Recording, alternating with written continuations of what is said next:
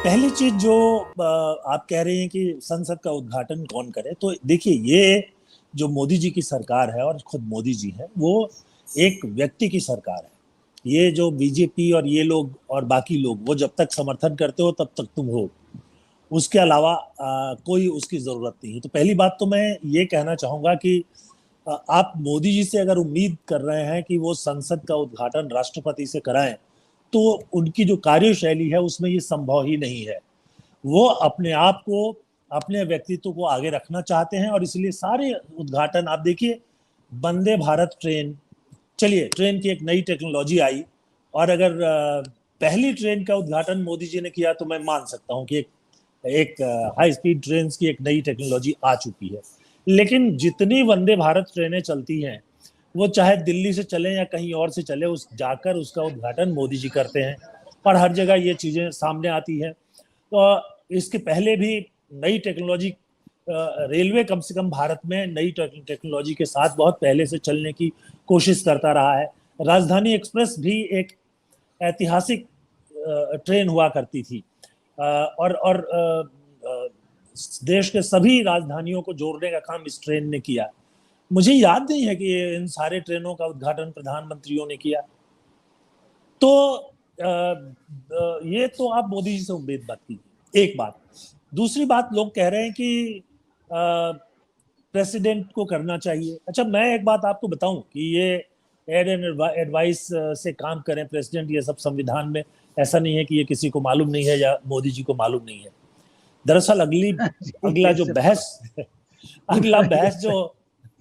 एक बहस जो बहुत पहले हो करके और रुक गया था, उस बहस को शुरू करने का समय आ गया है। और आप देखेंगे कि ये बहस, इसकी शुरुआत बहुत जल्दी होगी कि भारत में ये जो वेस्टमिनिस्टर प्रणाली, यानी ये जो संसदीय प्रणाली रहे या राष्ट्रपति प्रणाली आए।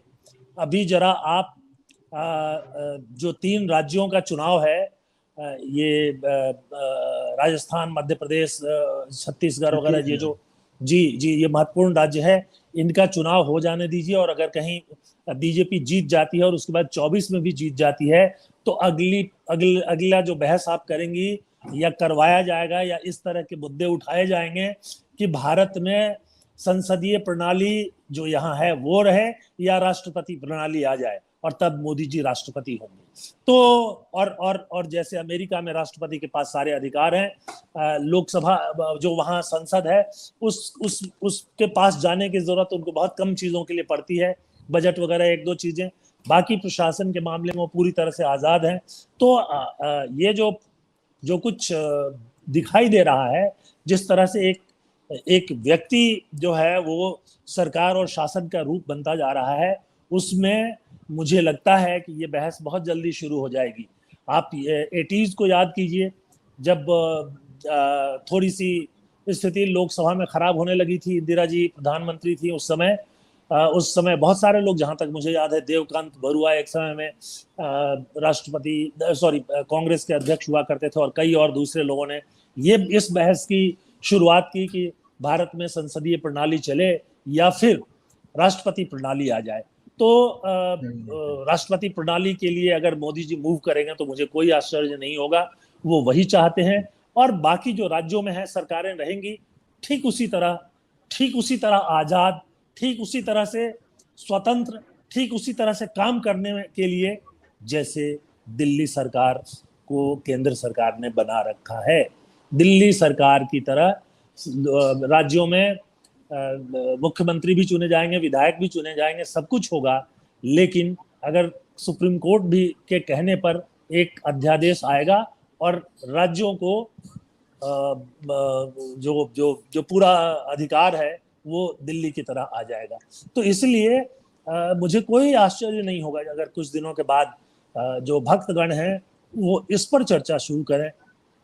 और अगर अच्छी स्थिति रहती है, देखिए, अगर ये राज्यों में जीत होगी, तो मैं कहीं एक रिपोर्ट देख रहा था कि नवंबर तक जो राज्यसभा है उसमें भी बीजेपी को बहुमत मिल जाएगा। अभी जो बहुमत से थोड़ा पीछे है वो खत्म हो जाएगा।